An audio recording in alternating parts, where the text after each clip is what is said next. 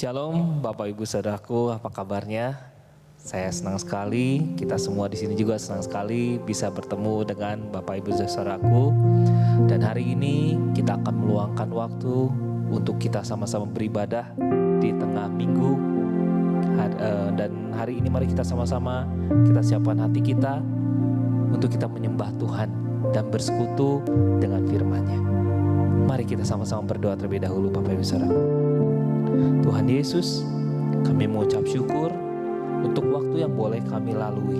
Sepanjang hari ini kami bersyukur buat berkat-Mu, buat kasih-Mu, buat penyertaan, buat anugerah yang Kau berikan. Dan hari ini Tuhan, kami meluangkan waktu kami untuk kami beribadah, memuji, menyembah Tuhan. Karena di hari-hari akhir ini Tuhan, kami mau membawa hidup kami mendekat kepada Tuhan. Mari Roh Kudus, biar Engkau yang memimpin ibadah kami dari awal sampai akhirnya. Kami mengucap syukur di dalam nama Tuhan Yesus. Haleluya. Amin. Mari Bapak Ibu Saudaraku, kita naikkan pujian bahwa Tuhan Yesus, Dia tidak pernah gagal. Dia akan selalu menolong hidup kita semua.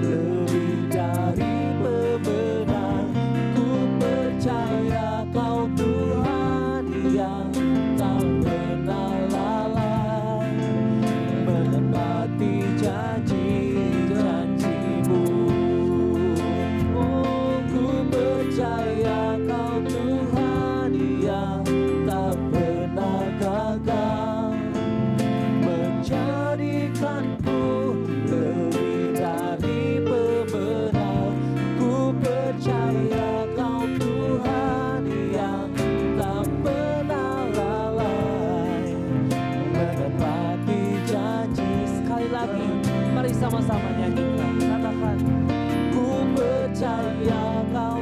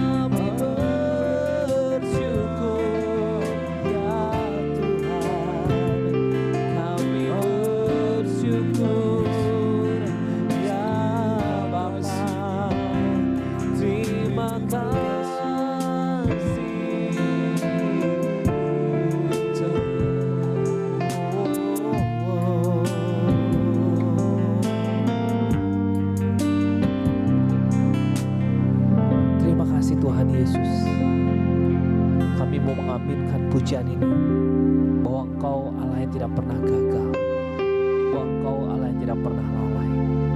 Dan hari ini kami mau mendengarkan firman Tuhan. Kami percaya firman ini memberikan kekuatan untuk menambahkan bagi kami kepercayaan kami kepada Tuhan, menambahkan iman kami kepada-Mu.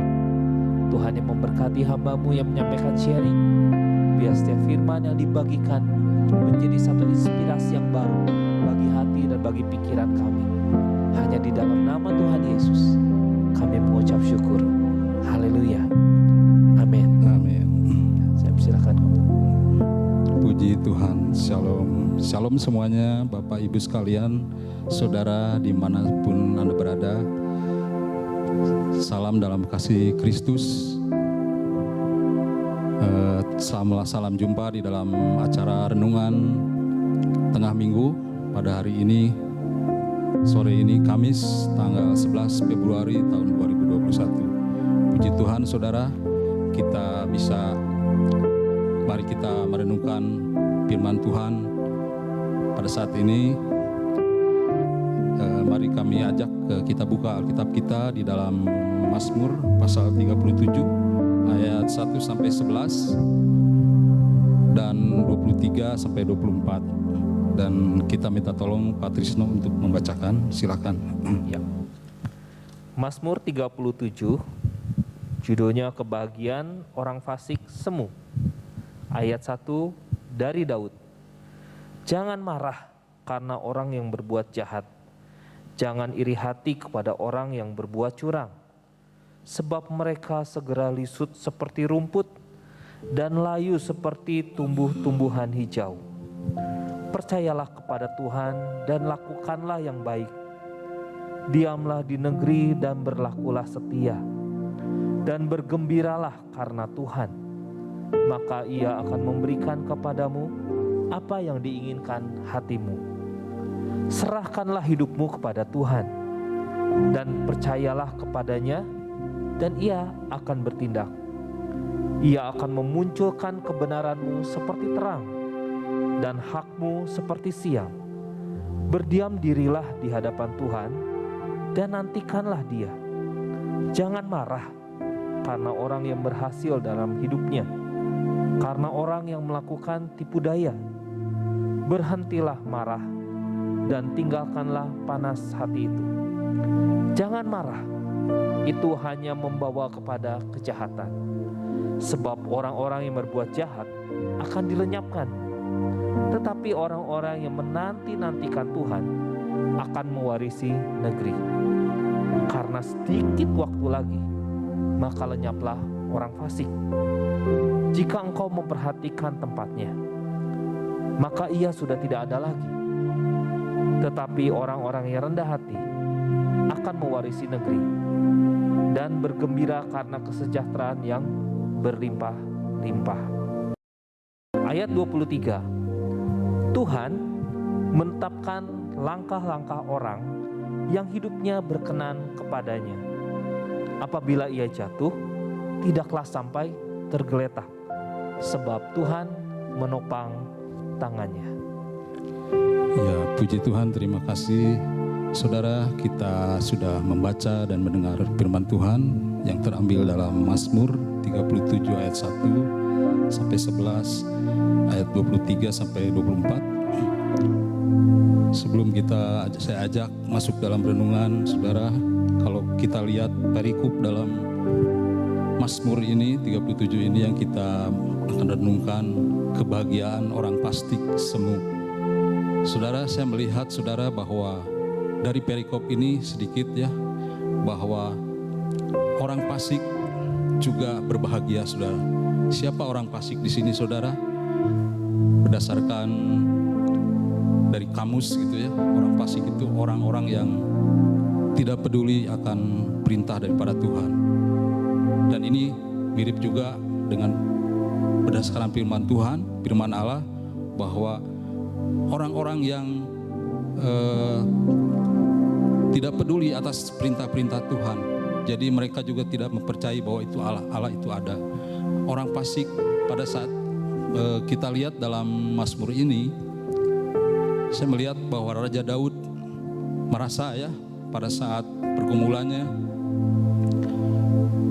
ada orang-orang fasik kok berjalan lancar gitu ya, tetapi ada juga umat Tuhan sendiri yang ada dalam penderitaan.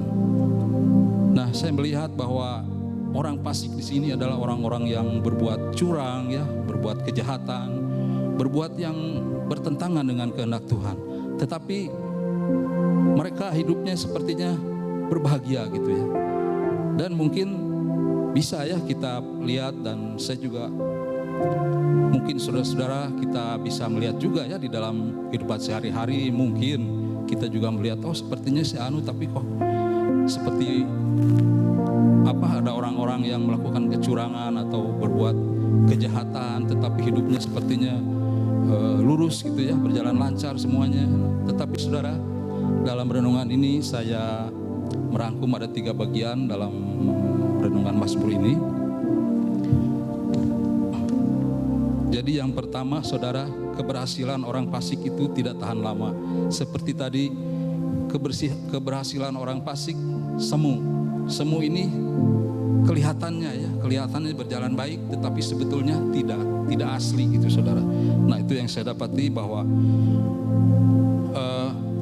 ya misalnya kita ambil contoh ya, misalnya kita juga sering mendengar berita-berita gitu ya, orang-orang yang berkeadaan mewah segala macam, tetapi setelah memang ketahuan gitu ya, ada yang berbuat curang, akhirnya di ujung-ujungnya ketahuan juga saudara. Nah, keberhasilan orang fasik itu tidak tahan lama. Mereka itu seperti layu, seperti rumput ya, dan seperti tumbuh-tumbuhan hijau yang akan layu gitu. Jadi saudara, dalam renungan ini saya mendapat pesan bahwa seperti tadi di dalam ayat 1 ya, kita jangan marah atau iri kepada mereka. Bahkan dalam perjalanannya kita harus mengasihani mereka. Kita kalau bisa kita berdoa buat mereka saudara. Karena mereka itu orang-orang yang hidupnya di luar Tuhan saudara. Nah, kita bersyukur saudara kalau kita berada di dalam Tuhan, kita memperjuangkan kesetiaan kita untuk selalu di dalam Tuhan saudara. Nah, masuk ke dalam bagian yang kedua yang saya simpulkan juga saudara, seperti tadi ya, di dalam ayat berhentilah marah dan tinggalkanlah panas hati itu ada di dalam ayat 8. Karena marah itu saudara hanya akan membawa kepada kejahatan, seperti di dalam Alkitab menulis saudara. Dan memang betul saudara, marah atau emosi gitu ya, kesal bisa sehingga ujung-ujungnya kita membuahkan dendam gitu ya, atau akhirnya menjadi kepada suatu kejahatan. Kita tidak bisa fokus kepada tugas-tugas pekerjaan kita ataupun kepada apa yang seharusnya kita lakukan. Jadi Alkitab mengingatkan kepada kita pesan Tuhan bahwa kita jangan marah atau jangan ira kepada mereka, tetapi kita harus tetap hati kita, hidup kita harus lurus saudara, hidup kita harus jujur di hadapan Tuhan. Jadi inilah yang dapat saya ambil saudara dari renungan firman Tuhan 2 bagian. Dan yang kedua saudara, bahwa kalau kita hidup di dalam Tuhan, tentu saja Tuhan itu adalah Allah kita, Allah yang sumber terang, sumber damai sejahtera saudara. Dan saya percaya saudara, kita akan selalu berada di dalam Tuhan. Tuhan akan memberikan suatu kebahagiaan atau damai sejahtera.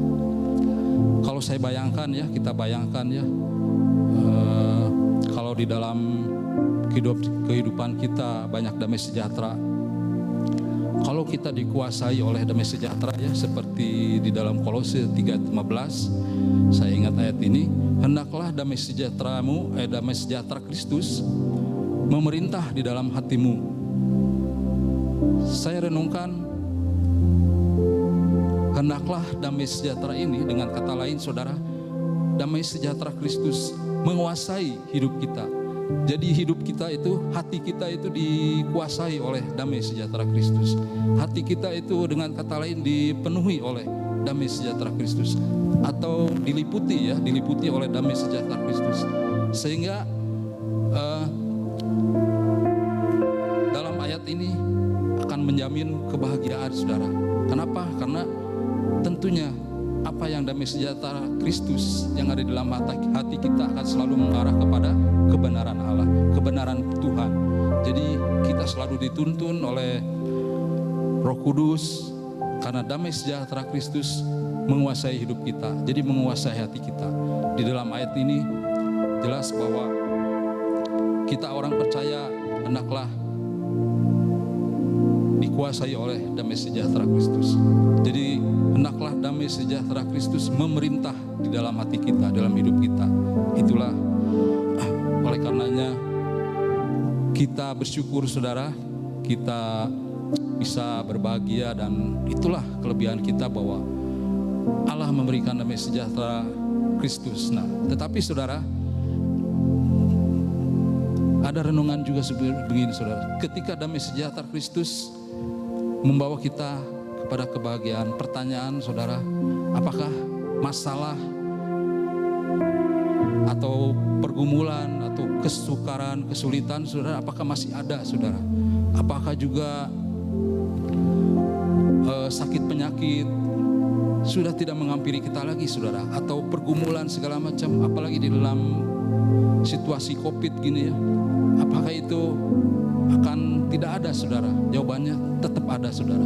Jadi selama kita masih ada di dunia ini, kita akan mengalami hal-hal yang membuat kita bergumul, kesukaran atau kesulitan, dan juga sakit penyakit saudara.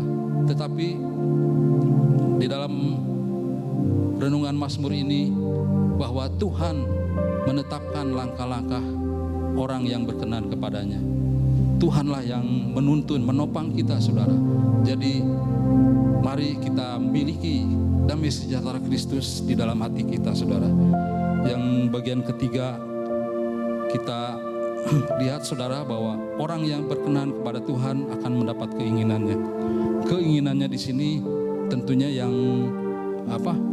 yang tidak bertentangan dengan kehendak Tuhan, dan Tuhan sendiri yang akan menetapkan langkah-langkah hidup kita. Langkah-langkah hidup kita adalah langkah-langkah yang dipimpin oleh Tuhan. Nah saudara, kalau kita lihat juga di dalam ini, Daud menyatakan bahwa walaupun kelihatannya Daud menderita karena orang fasik, pemazmur percaya bahwa rancangan Tuhan akhirnya menang saudara. Kita ingat saudara, rancangan Tuhan itu adalah rancangan damai sejahtera.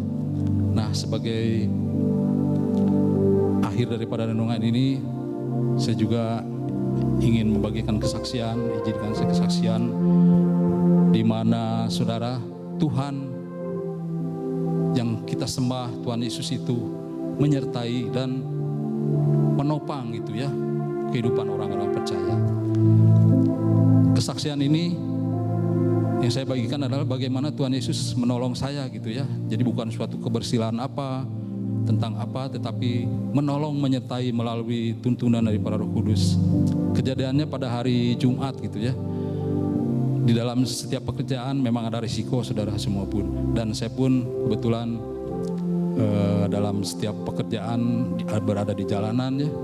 Ini berhubungan dengan istilahnya zona merah gitu ya.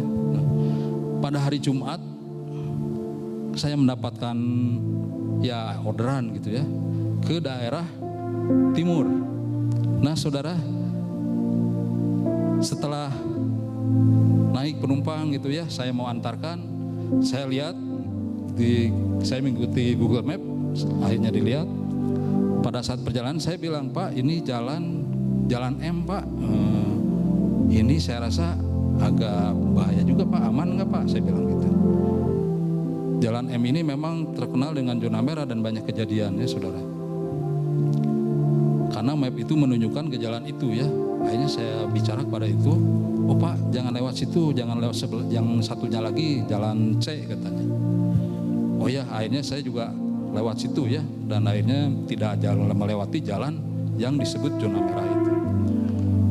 Kalau menurut cerita saudara, di jalan zona merah M ini seringkali kejadian ya, karena mungkin orang masuk tidak mengetahui atau tidak mengerti, diberhentikan atau dicegat gitu ya. Ini oleh orang-orang yang penduduk situ. Orang ya mungkin tahu lah ya, bisa mengartikan daerah situ. Nah setelah saya mau masuk ke situ, biasa masuk saudara. Jalan yang sebelah ini jalan C masuk. Nah tapi saya juga saat ngobrol, Pak gimana kalau ada ini, udah aja bilang ke si Anu, katanya ke Pak Anu. Saya berpikir di situ mungkin orang ini ya seorang berpengaruh juga ya di dalam daerahnya tersebut, di daerah jalan tersebut gitu ya. Nah setelah saya naik saudara, saya sampai ke rumahnya. Memang rumahnya itu besar dan ada semacam kafe kayak gitu ya, tempat berjualan juga. Kayaknya orangnya seorang tokoh juga berpengaruh gitu ya. Pada saat saya sampai di sana menurunkan, oh ya saya antar ini dua orang saudara. Yang satu masih muda, yang satu lagi udah tua, ada umur, sakit. Jadi baru dari rumah sakit saya antar sampai dia bawa tabung ini ya, tabung oksigen sama kursi roda. Setelah sampai baru saya 50 meter gitu saudara, ada yang naik motor nyalip saya berhenti di depan saya, 3 orang saudara. Waduh, siapa ini ya? Pada saya berhenti karena takut nabrak kan. Saya berhenti, akhirnya turun 2 orang. Pak, ini online Pak. Oh iya, saya bilang. Wah, pada saat saya baru menyatakan iya, saya ingat, wah ini kayaknya yang zona merah itu gitu ya. Dan saya nggak klik gitu, pada di jalan itu pun sama gitu ya, karena pada kedua ujungnya itu akhirnya nyambung antara jalan M dengan jalan C gitu ya. Oh ya kenapa Pak? Saya bilang, coba ke pinggir dulu katanya. Oh ya saya ke pinggir Pak.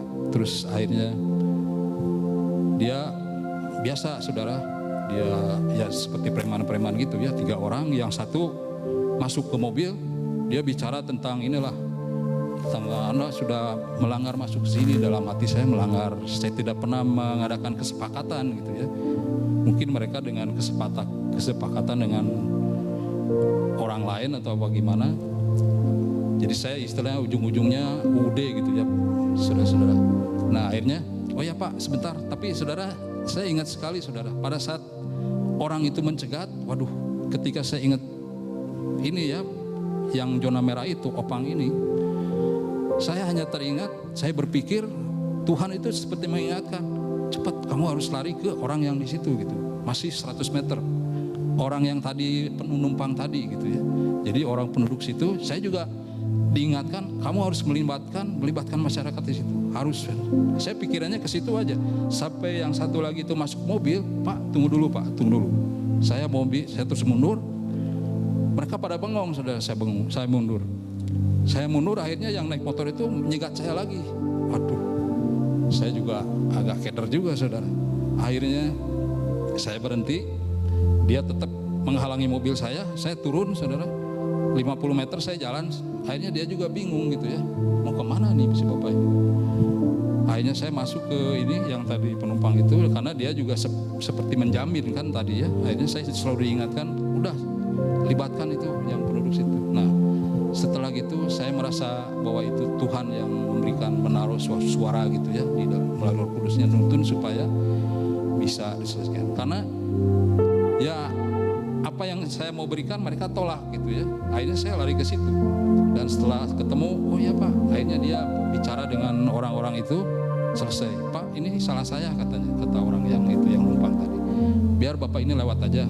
Oh ya udah, setelah itu puji Tuhan saudara, dan saya mulai sadar, oh ternyata di situ juga sama saudara, zona yang berbahaya juga. Tapi puji Tuhan, saya merasa yakin dan Tuhan itu menolong gitu ya, melalui suara Roh Kudus yang istilahnya mengingatkan gitu ya. Ketika saya berpikir, itulah yang Tuhan ingatkan. Jadi saudara, saya percaya saudara-saudara semua, Bapak Ibu juga mungkin pernah mengalami hal itu. Jadi Tuhan tidak berbicara langsung, tetapi pada saat itu pikiran-pikiran yang positif yang mengarah kepada kemenangan daripada Tuhan pasti dirasakan.